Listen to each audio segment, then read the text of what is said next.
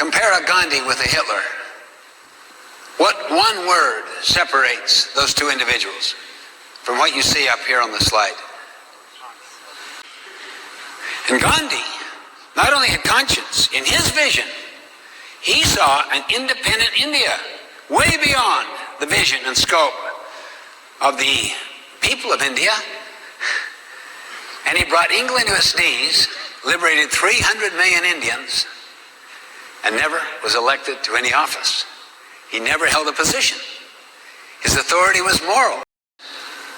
How many of you have achieved the level of success you've achieved partly because, or even largely because, someone believed in you when you didn't believe in yourself? Now look at the hands. Look at the hands. That's like half the group. If we were to ask those people to respond,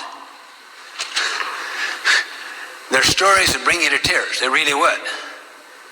These are people who others helped find their voice by affirming their worth and potential when they did not believe in themselves. Vision, discipline, the power to subordinate what you want now to what you want eventually. I mean, no one on their deathbed ever wished they spent more time at the office or watching television. I've studied the deathbed research. It's all about families, loved ones, contribution, and the contribution that they are making. Even Abraham Maslow transcended his own need hierarchy theory on his deathbed, saying self-actualization is not where it's at. It's self-transcendence. It's what my kids are about, and their kids.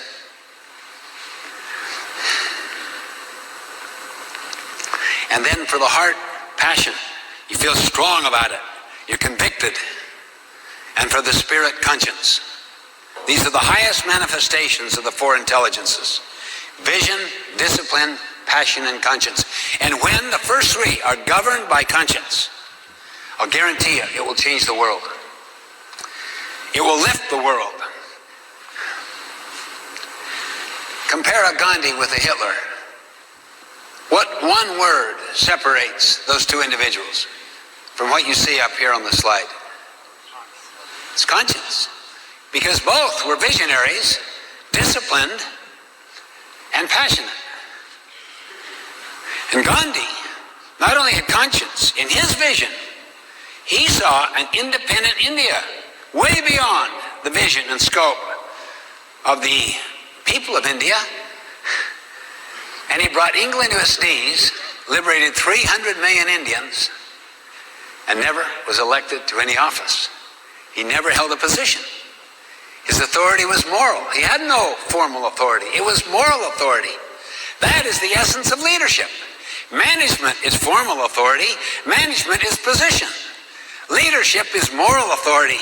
Leadership is a choice. And anybody can exercise it at any level.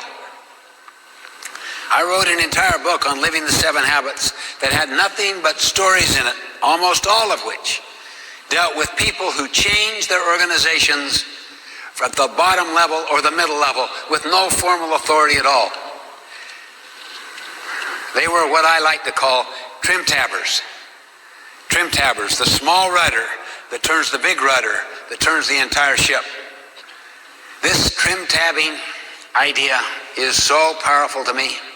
The small rudder that turns the big rudder that turns the entire ship. You just start in your own small circle of influence, and gradually it gets larger and larger through the power of your moral authority. And it can impact the entire ship. It's a threatening idea, though, because it means we are responsible. We do have the freedom and power to choose our response in any given set of circumstances. And it causes us to be very creative, because we're not fearful of risks. We're not running scared of people's opinions. We don't grow up with a comparison-based identity where our sense of worth comes from how well we stack up to others. It comes from our integrity to our conscience and to principles that are deeply embedded within us. And it gives an internal source of security.